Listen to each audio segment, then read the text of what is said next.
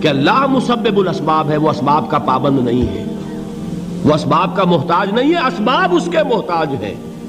اگر یہ یقین ہے تو اللہ پر ایمان ہے، یہ نہیں ہے تو تمہارا ایمان اسباب پر ہے، وسائل پر ہے، ذرائع پر ہے، مادیات پر ہے، اللہ پر نہیں۔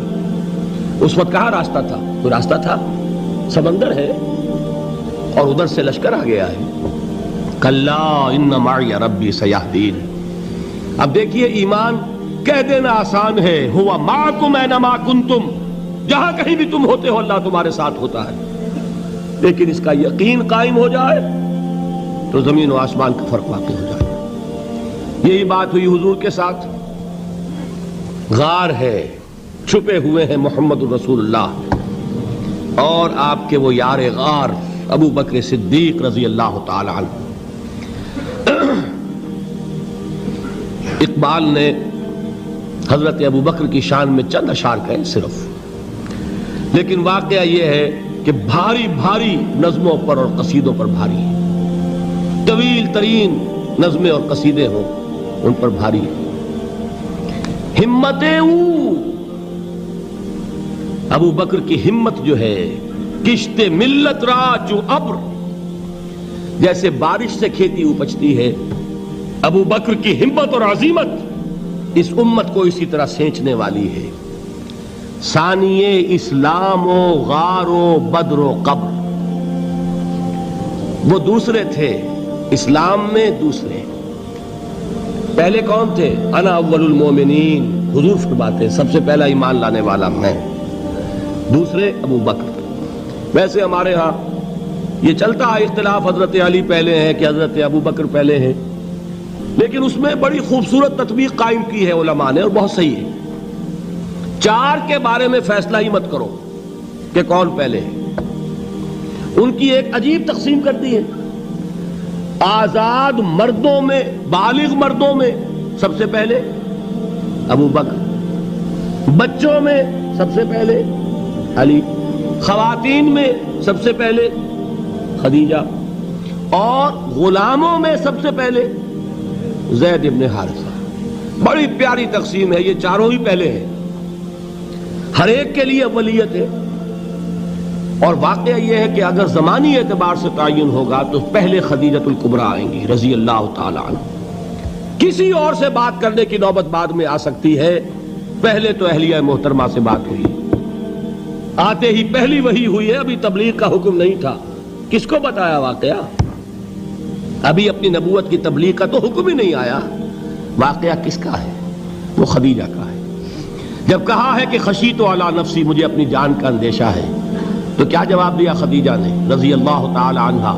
وہ صدیقۃ الکبریٰ ہے۔ صدیقات جو ہیں خواتین، ان میں چوٹی پر خدیجۃ الکبریٰ ہے رضی اللہ تعالی عنہا، اور صدیق جو مرد ہیں ان میں صدیق اکبر ہے ابو بکر صدیق رضی اللہ تعالی عنہ، لیکن صدیقات میں چوٹی پر۔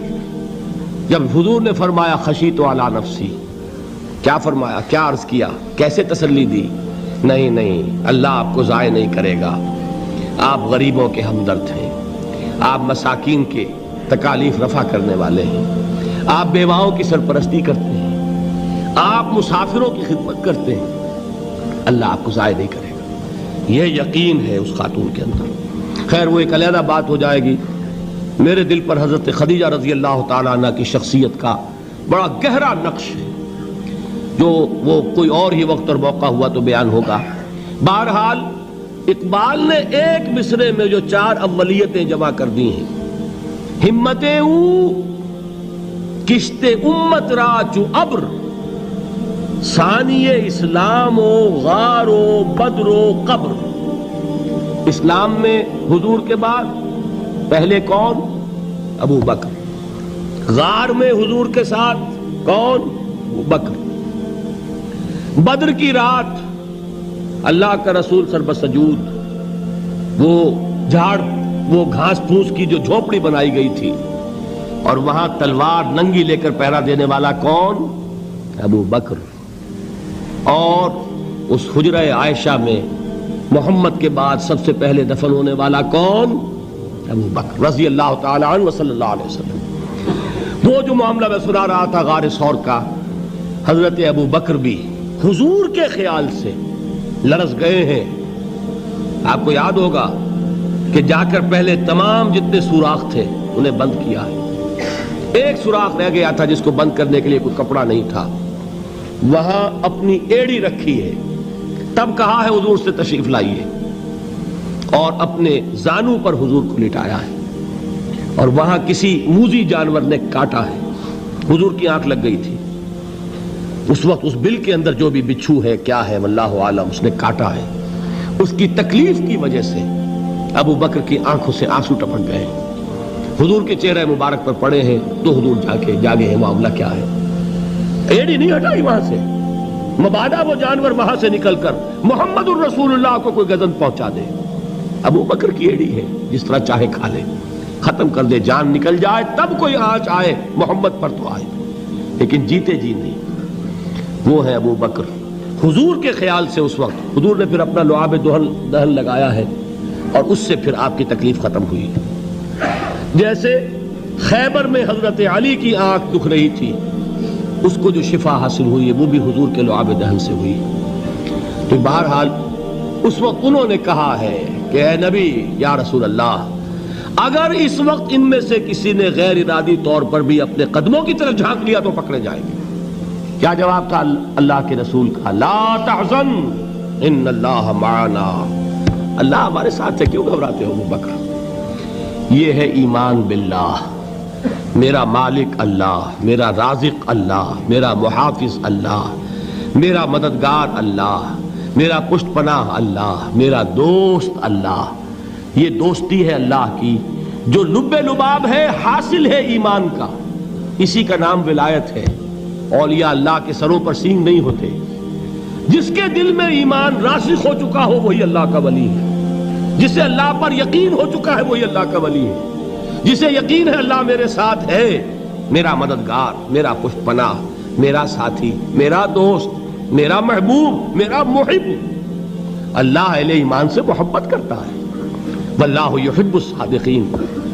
ان اللہ یحب الذین یقاتلون فی سبیلہ صفا کانہم بنیان مرصوص. اللہ محبت کرنے والا, اہل ایمان محبوب, اور اہل ایمان محبت کرنے والے اللہ محبوب. والذین آمنوا اشد حبا للہ. آپ تصور کیجئے جسے یہ رشتہ ایمان یا رشتہ ولایت حاصل ہو جائے, الا ان اولیاء اللہ لا خوف علیہم ولا هم یحزنون. آگاہ ہو جاؤ, اللہ کے دوستوں کے لیے نہ کوئی خوف ہے نہ کوئی حزن ہے.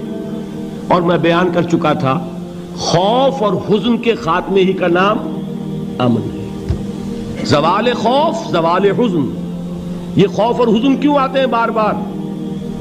اللہ تخافوا ولا تحزنوا, دونوں آ گئے. الا ان اولیاء اللہ لا خوف علیہم ولا هم یحزنون, پھر وہی دو. وہ کیوں ہے؟ خوف ہوتا ہے کسی مستقبل کی بات کا, یہ نہ ہو جائے, وہ نہ ہو جائے, یہ نقصان نہ پہنچ جائے, یہ تکلیف نہ ہو, یہ غضب نہ آ جائے. خوف ہے مستقبل سے. حزن ہے یہ کیوں ہوا, یہ نہیں ہونا چاہیے تھا, یہ میرا فلاں چیز میرے ہاتھ سے جاتی رہی ہے, فلاں موقع نکل گیا, اب بیٹھے ہوئے ہیں اندر ہی اندر کڑ رہے ہیں, صدمہ ہے اور رنج ہے. اور جو اللہ پر ایمان رکھتا ہے وہ جانتا ہے ما اصاب من مصیبت فی الارض ولا فی انفسکم الا فی کتاب من قبل ان نبرأها ان ذلک علی اللہ یسیر لکی لا تعصوا علی ما فاتکم ولا تفرحوا بما آتاکم واللہ لا يحب کل مختال فخور. اس زمین میں یا تمہاری جانوں میں کوئی تکلیف, کوئی مصیبت نہیں آ سکتی سوائے اس کے کہ جو اللہ نے لکھ دی ہو, اس سے پہلے کہ وہ ظاہر ہو.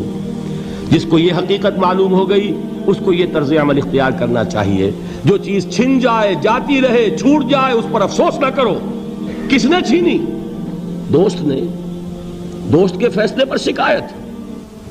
دوستی کو بٹا لگا رہے ہو, سرے تسلیم خم ہے جو مزاج یار میں آئے. اگر دوستی ہے تو پھر تو تمہیں گردن جھکانی چاہیے کہ ہر چہ ساقی ماریخت عین الطافست, جو بھی میرا ساقی میرے پیالے میں ڈال دے اس کا کرم ہے. جو اس کی طرف سے آئے اس پر کوئی رنج نہیں, کوئی صدمہ نہیں, کوئی غم نہیں, کوئی شکایت نہیں, کوئی شکوہ نہیں. اور جو ہوگا وہ اس کے اذن کے بغیر نہیں ہوگا, اور اس کا اذن ہوگا تو یقیناً میرے لیے خیر ہی خیر ہے, چاہے وہ ناگوار شے ہو, بظاہر مجھے اچھی نہ لگ رہی ہو، میری شارٹ سائٹڈنس میں مجھے وہ نظر آ رہی ہے کہ میرے لیے بری ہے، لیکن قرآن نے کہا ہے عسیٰ ان تکرہوا شیئا وہو خیر لکم وعسیٰ ان تحبوا شیئا وہو شر لکم واللہ یعلم وانتم لا تعلمون۔ ہو سکتا ہے تم کسی چیز کو ناپسند کرو درحال ہے کہ اسی میں تمہارا خیر ہو، اور ہو سکتا ہے تم کسی چیز کو پسند کرو درحال ہے کہ اس میں تمہارا شر ہو۔ اللہ جانتا ہے، تم نہیں جانتے۔ جب مجھے یہ بات معلوم ہو گئی، میں نے اپنا معاملہ اللہ کے حوالے کیا۔ سپردم بے تو مایا خیشرا تو دانی حساب کم و بیشرا، اے رب جو تو چاہتا ہے وہ ہو، تیرے علم میں جو شے میرے لیے خیر ہے وہ ہو جائے، میری کوئی پسند نہیں، میری کوئی چاہت نہیں، یہ ہے راضی برضائے رب۔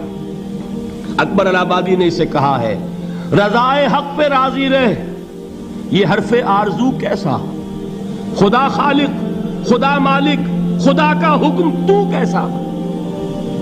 جب میں آ گیا بیچ میں، میری پسند، میری مرضی، میری خواہش، میری چاہت، یہی تو شرک ہے۔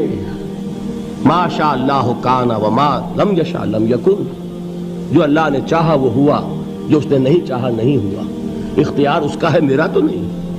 رضائے حق پہ راضی رہے، یہ حرف آرزو کیسا، خدا خالق، خدا مالک، خدا کا حکم تو کیسا۔